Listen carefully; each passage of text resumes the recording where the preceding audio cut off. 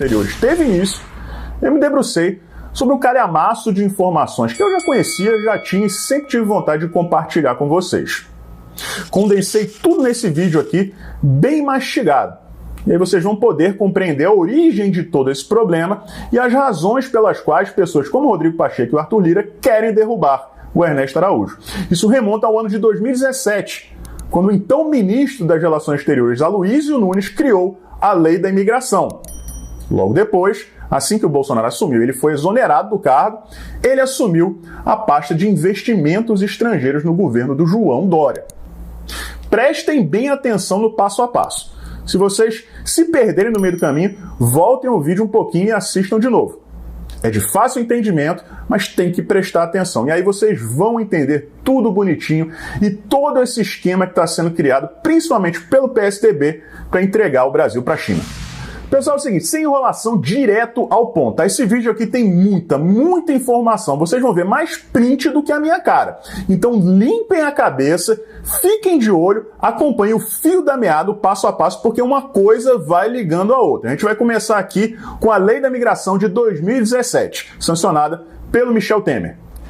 Vejam aí, Lei número 13.445, de 24 de maio de 2017, institui a Lei de Imigração. Logo abaixo vocês veem o nome do Michel Temer e logo depois Aloysio Nunes Ferreira Filho, então ministro das Relações Exteriores, cargo hoje ocupado pelo Ernesto Araújo. Aí vocês me perguntam, quem é Aloysio Nunes? Ele é um ex-senador, foi candidato à vice-presidência do Aécio Neves e tem um histórico, digamos, meio controverso. Vejam aí. Ele começou a militância política em 1963, quando entrou na Faculdade de Direito do Largo de São Francisco, da Universidade de São Paulo. Sempre a Faculdade de Direito, né? Aí eles dizem, logo depois do golpe militar, não é golpe, meu filho, é regime militar, tá? Ele se filiou ao Partido Comunista Brasileiro. Prestem atenção, Aloysio Nunes, PSDB, suposta direita, começou a sua carreira política no PCB, Partido Comunista Brasileiro. Como o PCB se opunha à resistência armada contra a ditadura e regime militar, meu querido, que se instalara desde 1964 no Brasil, Aloysio Nunes ingressou na Ação Libertadora Nacional, esse sim um grupo terrorista, organização guerrilheira liderada por Carlos Marighella. Ele assumiu na clandestinidade o pseudônimo Mateus. Durante muito tempo foi motorista e guarda-costas do Marighella. Em agosto de 68, participou do assalto ao trem pagador da antiga estrada de ferro Santos-Jundiaí. Em outubro do mesmo ano, participou do assalto ao carro pagador da Massey Ferguson. Muitos anos depois, já bem poderoso, senador conhecido no cenário político e no PSDB, Teatro das Tesouras, pessoal. Lembrem-se sempre disso. Uma esquerda que se fazia passar por direita, para impedir o surgimento de uma direita verdadeira no Brasil. Foi assim que o PSDB e o PT operaram durante muito tempo. PT fazendo papel da esquerda, PSDB fazendo papel da direita. Em 2 de março de 2017, Aloysio licenciou-se do Senado para ser nomeado ministro das Relações Exteriores pelo presidente Michel Temer. Em janeiro de 2019 foi exonerado do cargo, porque acabou o mandato do Michel Temer e o Bolsonaro entrou. Ele foi então indicado por João Dória para o comando do Investe São Paulo. Isso é importantíssimo, pessoal. Ele comandava os investimentos estrangeiros no estado de São Paulo. E permaneceu no cargo pouco mais de um mês, pois renunciou após a operação da Polícia Federal em sua residência. Então, recapitulando aqui para ninguém se perder, tá? O mesmo cara que em 2017 era ministro das Relações Exteriores e que criou a Lei da Migração, foi a pessoa que escreveu, que formulou aquela lei toda, que vocês vão conhecer os principais detalhes daqui a pouquinho, vocês vão entender tudo, tá, gente? Em 2019, depois que saiu do ministério, quando o Bolsonaro assumiu, ele foi exonerado, ele assumiu uma pasta no estado de São Paulo, sob o comando do João Dória, que comandava os investimentos estrangeiros no estado de São Paulo. Lei da Migração e pasta que comanda investimentos estrangeiros. Uma coisa depois da outra, tá? Agora veja essa matéria aqui. O que um estrangeiro precisa para abrir uma empresa no Brasil? 1. Com residência fixa ou visto permanente. Para conseguir um visto como investidor no Brasil, o estrangeiro precisa comprovar a aplicação de pelo menos R$ 150 mil e a contratação de profissionais brasileiros. Isso se você tiver residência fixa. Simples, fácil, basta ter a grana. Agora vejam como a situação complica quando o estrangeiro não tem residência no Brasil. O estrangeiro pode ser sócio ou acionista de empresas brasileiras sem ter residência no país. Beleza. Mas para isso, ele precisa de registro na Receita Federal para obtenção de CPF e no Banco Central por meio de registro declaratório eletrônico, além de obrigatoriamente possuir um procurador residente no país com poderes para receber citação. A partir de então, o estrangeiro estará apto a investir em empresas brasileiras, novas ou existentes. Se a entrada no Brasil se deu com visto temporário, o estrangeiro apenas será considerado residente fiscal se tiver vínculo empregatício, conseguir visto permanente, autorização de residência ou permanecer no país por mais de 183 dias, consecutivos ou não, dentro do intervalo de 12 meses. Vocês viram aí a diferença que faz você ter a residência fixa aqui no Brasil, né? Fica tudo muito mais fácil, a burocracia se dilui. Não tem mistério nenhum. Você tem a grana, você vai lá e você pode investir. Agora, vejam esse outro gráfico aqui. Isso é um gráfico de pizza, tá, pessoal? Ele é conhecido por esse nome mesmo, né? E mostra a participação dos investidores no mês de março de 2021, pregões entre o dia 1º e o dia 18. E aí vocês veem que o investimento estrangeiro responde por 52% do volume financeiro negociado nos pregões da Bolsa Brasileira. A princípio parece uma grande notícia, né, pessoal? Investimento estrangeiro no Brasil. Agora, causa estranheza em um momento de tanta insegurança jurídica, né? Por que será que tem tanto gringo investindo aqui no país? É muito simples, porque a gente não vive um cenário de normalidade. Muito pelo contrário. Os brasileiros estão precisando de dinheiro, estão vendendo tudo a preço de banana. E aí vem os estrangeiros cheios de dinheiro e compram tudo. Não é o cenário ideal. E o grande detalhe aqui, o pulo do gato, é o seguinte: nós não temos acesso à origem desses investidores estrangeiros através dos meios oficiais. A gente não sabe se esses 50 e pouco por cento aqui são americanos, alemães, argentinos, equatorianos, malaios, australianos, chineses. A gente não tem como saber. Vocês estão percebendo aí como esse cenário está se formando? Aí vocês vão perguntar, mas Ed, é difícil para o estrangeiro. Como ele vai fazer para conseguir a residência aqui no Brasil? Você acabou de mostrar para a gente que é complicado para eles, né? Muita burocracia. E é aí que entra a Lei de Imigração do senhor Aloysio Nunes. Vejam aí, artigo 3º da Lei de Imigração. A política migratória brasileira rege-se pelos seguintes princípios e diretrizes. Prestem atenção no item 6, acolhida humanitária. Logo depois, temos a definição de visto temporário. E aí vocês veem que cabe acolhida humanitária. Daqui a pouco vocês vão saber o que é acolhida humanitária, tá? E aí chegamos ao artigo 30. A residência, agora a gente está falando de residência, tá, gente? Poderá ser autorizada mediante registro ao imigrante, ao residente fronteiriço ou ao visitante que se enquadre em uma das seguintes hipóteses.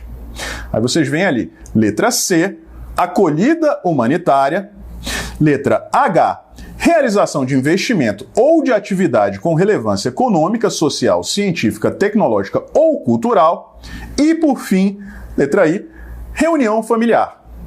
Estão prestando atenção, né, galera? Acolhida humanitária. Vou explicar para vocês agora exatamente o que é isso e tudo vai se encaixar. Lembre-se também da reunião familiar e da questão do investimento. Isso aí a gente já falou, né? Só que às vezes o cara não mora aqui no Brasil. Tudo vai encaixar neste exato momento. Vejam aí, o visto temporário para acolhida humanitária poderá ser concedido ao apátrida, daquela pessoa que não tem pátria, tá, gente? Às vezes acontece, o país acaba. Existe até aquele filme do Tom Hanks, que ele fica preso no aeroporto. Não sei se vocês já viram isso aí, né? É muito raro, tá? Ou ao nacional de qualquer país em situação de grave ou iminente instabilidade institucional, de conflito armado, de calamidade de grande proporção, de desastre ambiental ou de grave violação de direitos humanos ou de direito internacional humanitário, ou em outras hipóteses, na forma do regulamento. Muito fácil, né? Você vir da China e alegar que os seus direitos humanos não são respeitados por lá, né? Chega aqui no Brasil, olha só, meu camarada, a situação lá está complicada, estão dando tiro na nuca das pessoas. que discordam do Partido Comunista. Deixa eu ficar aqui? Ô, coitadinho, pode ficar aqui sim. Vamos seguir em frente. Artigo 37. O visto ou a autorização de residência para fins de reunião familiar será concedido ao imigrante. Cônjuge ou companheiro sem discriminação alguma, ou seja, pode ser homossexual, sem problema, filho de imigrante beneficiário de autorização de residência, ou que tenha filho brasileiro ou imigrante beneficiário de autorização de residência, ascendente, descendente até o 2º grau, ou irmão de brasileiro ou de imigrante beneficiário de autorização de residência, ou que tenha brasileiro sob sua tutela ou guarda. E vejam só, pessoal, o visto temporário, ele poderá ser concedido.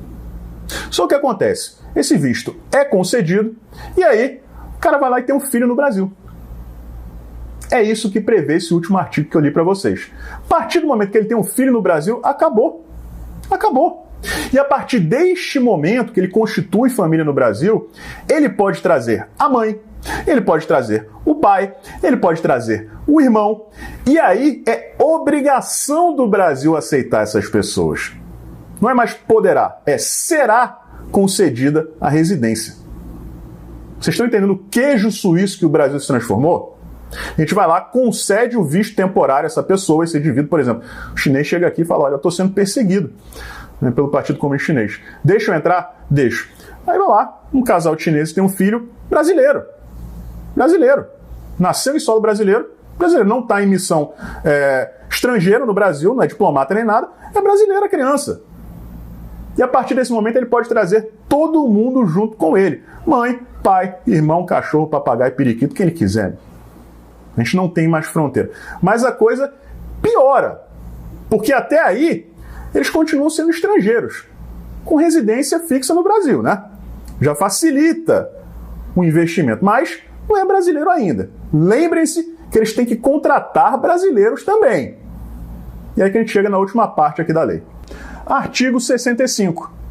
Será concedida naturalização ordinária àquele que preencher as seguintes condições: ter capacidade civil, segundo a lei brasileira, ter residência em território nacional pelo prazo mínimo de 4 anos, comunicar-se em língua portuguesa, consideradas as condições do naturalizando, e não possuir condenação penal ou estiver reabilitado nos termos da lei. Vamos lá, então, em outras palavras, o sujeito está documentado, né, o CPF dele está em dia, sem problema nenhum, ele não cometeu nenhum crime, está aqui há 4 anos já, com a sua residência, que já tinha sido garantida a ele, e aprendeu a falar português. Pode ser macarrônico, inclusive eles falam aqui, né? Tem que ver ali, é subjetivo esse critério. É muito mais difícil, por exemplo, um chinês aprender português do que para um italiano, né, que são línguas irmãs ali, o português e o italiano. E aí, o cara vira brasileiro. Depois de 4 anos. Vocês viram a facilitação? É fácil você conseguir entrar, né, e receber o visto temporário. Depois, a partir desse momento, fica fácil de você conseguir a residência.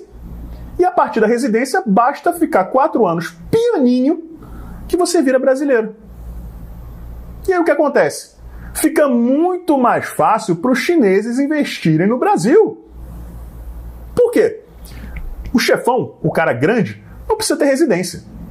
Ele tem chineses residindo no Brasil, ele tem chineses já naturalizados para trabalharem naquela cota de brasileiros que é obrigatória, e assim fica tudo mais simples, pessoal. Com tudo sendo vendido a preço muito abaixo do mercado, como está acontecendo agora, eles vêm para o Brasil e estão comprando tudo. Isso começou em 2017, com a lei da migração. Vocês viram, e o Bolsonaro já falou isso várias vezes. É só vocês pesquisarem na internet, que ele é contra essa lei. Transformou as nossas fronteiras em um queijo suíço. Naquela época da Síria, bastava o sujeito chegar aqui e pedir para ficar. Olha, eu vou ficar aqui porque está tendo um conflito lá na Síria e não tem como voltar para lá. Vou morrer se eu voltar para lá. Então tá bom, pode entrar. É assim, pessoal. O Aloysio Nunes e o Michel Temer transformaram o Brasil num queijo suíço. Lembrando, Aloysio Nunes é do PSDB. Era ministro das Relações Exteriores. O mesmo cargo que é hoje ocupado pelo Ernesto Araújo, que querem derrubar.